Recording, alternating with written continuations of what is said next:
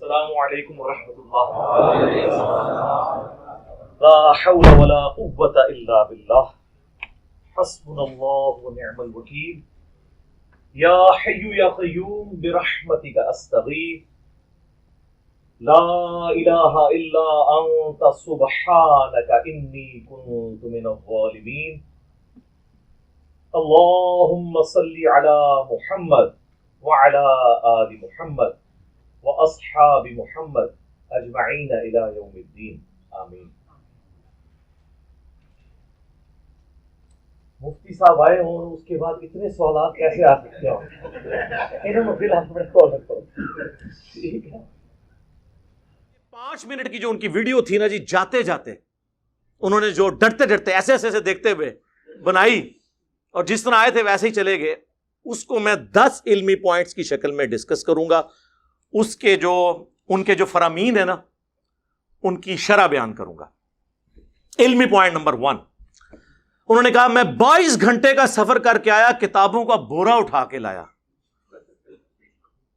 اور میں نے 48 گھنٹے پہلے یہ ریکارڈ کروایا تھا کہ میں اسپیشل کراچی سے جہلم آیا ہوں، اور آپ کو پتہ ہے جہلم کراچی سے 20-22 گھنٹے کا سفر ہے، وہ کافی دور ہے جہلم.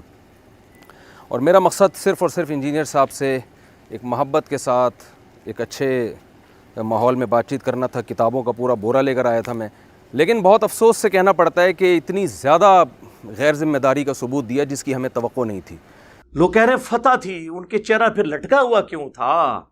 انہوں نے اپنی انسلٹ کیوں فیل کی کہ میں اتنی بڑی شخصیت آیا اور انجینئر صاحب نے مجھے ملے؟ سر اسی وہ کاٹتے نہیں ہیں. لیکن مجھے افسوس ہے، واللہ میری کبھی خواہش نہیں تھی. اتنا سافٹ شکار میرے ہاتھ سے نکل گیا، لیکن وہ حرکت ہی ایسی کی کہ جس میں پھر انوالومنٹ دوسرے مسئلوں کی ہوگی، لیگل ایشوز انوالو ہو گئے. وہ میں پہلے بتا چکا ہوں.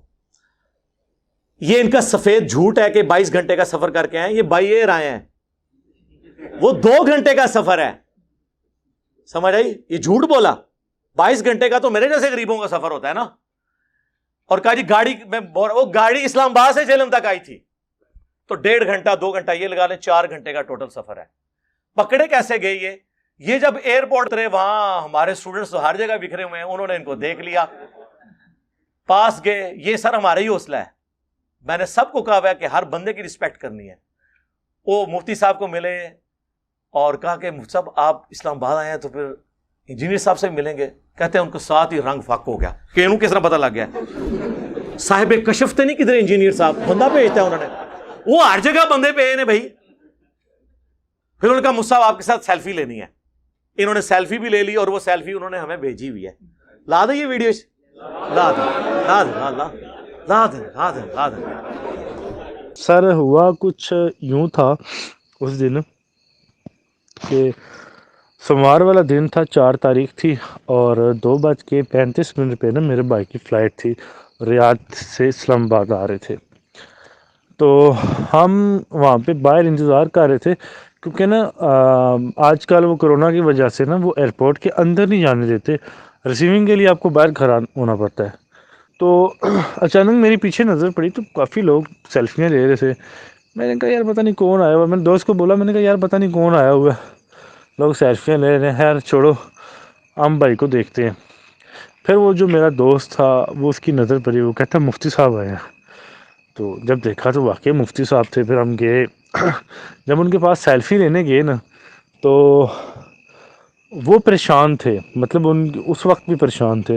ان کا پریشانی اس وجہ تھی، وجہ یہ تھی کہ جو بندہ ان کو لینے آ رہا تھا نا وہ نہیں تھا پہنچا، کیونکہ وہ اس کا انتظار کر رہے تھے. اس کو بار بار فون ملا رہے تھے کہ بھئی یار تو کدھر ہے. تو پھر ہم نے سیلفی لی. اس کے بعد ہم نے کہا جی آپ انجینئر علی مرزا صاحب سے بھی ملنے آئے ہیں، تو کب آ رہے ہیں اکیڈمی؟ تو پھر ان کو تھوڑا سا ان کا اور چہرہ ڈاؤن ہو گیا، تو ان کو پتہ چل گیا کہ یہ کہ اسٹوڈنٹ تو نہیں ان کے. پھر ہم سے انہوں نے سوال کیا کہ آپ اکیڈمی جاتے ہیں؟ تو ہم نے کہا جی ہم جاتے ہیں اکیڈمی. تو پھر جب انہوں نے یہ سنا نا تو ان کا چہرے کے تاثرات اور زیادہ چینج ہو گئے، مطلب کہ ان کا چہرہ ہی الگ ہو گیا. تو پھر ہم میرے ساتھ جو دوست تھا نا وہ کہہ رہا ان سے مزید بات کرتے ہیں، مطلب نا آپ، تو پھر وہ میں نے کہا یار چھوڑو، بحث کا ٹائم نہیں ہے ادھر، پھر خام خواہ کو تماشا بنے گا تو مقصد نہیں ہے۔ تو بہرحال یہ ہے کہ علی بھائی کا جب انہوں نے نام سنا اور اس کے بعد ان کے چہرے کے تاثرات چینج ہو گئی، مطلب ان کے ذہن و گمان میں بھی نہیں تھا کہ مجھے کوئی ان کا اسٹوڈنٹ ملے گا۔ اصل میں مسئلہ ان کا یہ ہوا کہ وہ ایئرپورٹ کے باہر آ گئے اور جو بندہ ان کو لینے آنا تھا وہ ابھی تک پہنچے ہی نہیں، اس کو لگاتار وہ فون کر رہے تھے۔ تو بہرحال ان کا یہ سین بن گیا۔ تو پھر تھوڑی دیر بعد مطلب ہم وہاں پہ تھوڑی دیر کھڑے ہوئے، پھر ہم واپس آ گئے بائک کی طرف۔ میں نے کہا یار یہ نہ ہو ہمیں بھائی دیکھتا آ رہے ہو، ہم ادھر کھڑے رہے۔ پھر کافی دیر بعد ان کا وہ بندہ آیا کوئی لینے کے لیے، پھر اس کو ملے، پھر اس کے ساتھ چلے گئے۔ بہرحال ہم سے یہ مسٹیک ہوئی ہے کہ ہم آپ سے رابطہ نہیں کر سکے، آپ کو بتا نہیں سکے۔ اس کی وجہ یہ تھی کہ ہمیں یہ ٹینشن تھی ہم نے نیچے جانا ہے، بھائی پتہ نہیں کس راستے سے اوپر آ جائے، وہ ہمیں ڈھونڈتا رہے ہیں، میں ان کو ڈھونڈتا رہا ہوں، موبائل ان کے پاس سم بھی نہیں ہے پاکستان والی۔ تو بہرحال پھر وہ اس ٹینشن میں ہم نیچے چلے گئے، انتظار کرتے رہے تقریباً بھائی جا کے تقریباً 4:25-30 منٹ پہ باہر آئے ہیں، کیونکہ وہ کرونا ٹیسٹ وغیرہ ہو رہے تھے۔ پھر ہم وہاں سے نکلے، ہم نے واہ کینٹ جانا تھا، وہ بھی ٹینشن تھی، پھر واہ کینٹ چلے گئے، وہاں سے پھر واپس ہے اسلام آباد جانا تھا، پھر ہم تقریباً رات 12 بجے پہنچے، بس اس ٹینشن میں تھے۔ اور پھر وہ ہمیں یاد نہیں رہا بتانے کا، بس ہماری یہ مسٹیک ہوئی ہے۔ پھر اگلے دن بھی بیزی رہے ہیں، تو بس اس ٹینشن میں ہم آپ کو بتا نہیں سکے۔ اصل بھائی نا پتہ کیا، وہ ان کا یہ سین تھا نا، ان کا یہ تھا کہ میں جو ایئرپورٹ سے نکلوں گا نا تو ساتھ ہی گاڑی میں بیٹھ کے تو اللہ حافظ، مجھے کسی نے دیکھنا نہیں ہے۔ وہ بیچارے اتنی دیر کھڑے رہے جناب، فون پہ فون، فون پہ فون، فون پہ فون، اس کو ملا رہے ہیں کہ یار تو کدھر ہے، کب آئے گا۔ تو وہ کافی لیٹ بندہ پہنچا۔ تو پھر یہ تھا کہ میرا جو ساتھ دوست تھا نا وہ بھی علی بھائی کا لسنر ہے، تو اس نے نا مجھے کہتا کہ یار آؤ ان سے بات کرتے ہیں، ساتھ ویڈیو بناتے ہیں، تو آپ ویڈیو بنانا میں بات کروں گا ان سے نا۔ تو میں نے اس کو منع کیا، میں نے کہا یار چھوڑ، ابھی یہ ٹائم نہیں ہے، ان کا موڈ بھی کچھ آف سا ہے، دفعہ کر۔ اور یہ اصل میں مجھے یہ تھا کہ پراپرلی آپ لوگوں کے ساتھ رابطے میں ہیں اور آئے ہیں، اور آپ سب کو پتہ ہوگا، تو اگر مجھے اس چیز کا علم ہوتا نا تو میں فوری رابطہ کر لیتا۔ مجھے اس چیز کا علم ہی نہیں تھا، یہ تو بعد میں مجھے پتہ چلا کہ یہ تو کوئی فلم اور ڈال کے چلے گئے ہیں۔ اور پھر ساری سچویشن جو میں نے پیچھے دیکھی ہے، پھر اس کی کہانی کی مجھے سمجھ لگی کہ یار یہ اتنے ایئرپورٹ میں کھڑے اتنے پریشان کیوں تھے کہ بندہ کب آ رہا ہے۔ حالانکہ ان کی تو فین فالوئنگ اتنی زیادہ تھی ایئرپورٹ پہ جناب، کبھی کوئی ادھر سے آ کے سیلفی لے رہا ہے، کبھی کوئی لے رہا ہے۔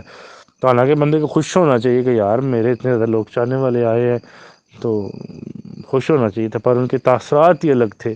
کیوں الگ تھے؟ وجہ یہی تھی کہ مجھے کوئی علی بھائی کا اسٹوڈنٹ نہ دیکھ لے، تو آگے تک بات نہ چلی جائے۔ بھائی یہ تو بعد میں پتہ چلا جب انہوں نے یہ سارا ڈرامہ کریٹ کیا۔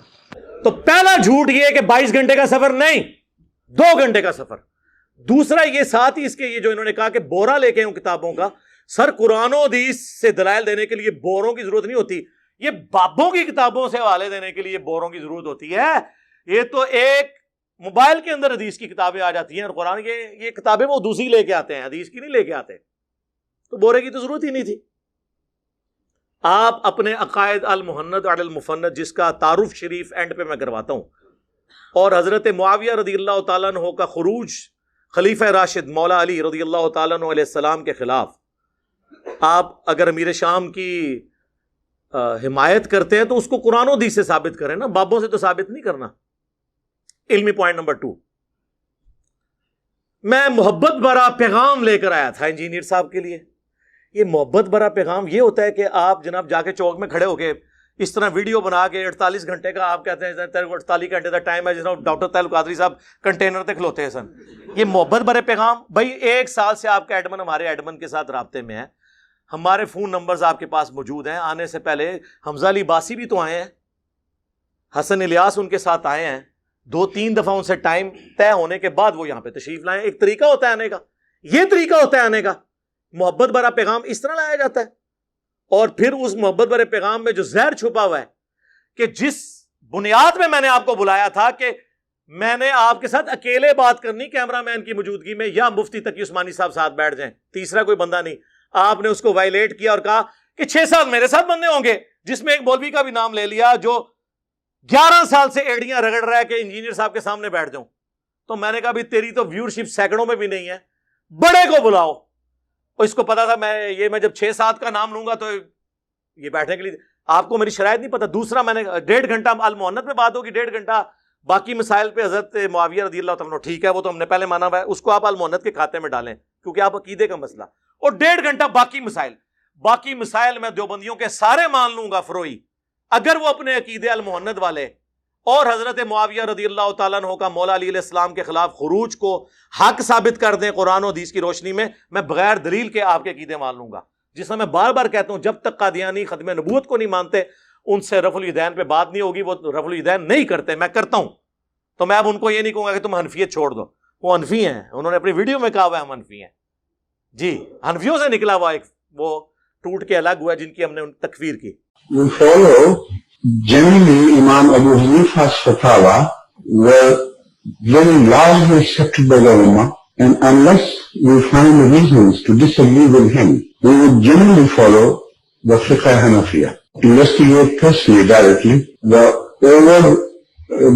overbearing principle should be that you follow Hazrat Imam Abu Hanifa. This is the entire attitude of Jamaat Ahmadiyya.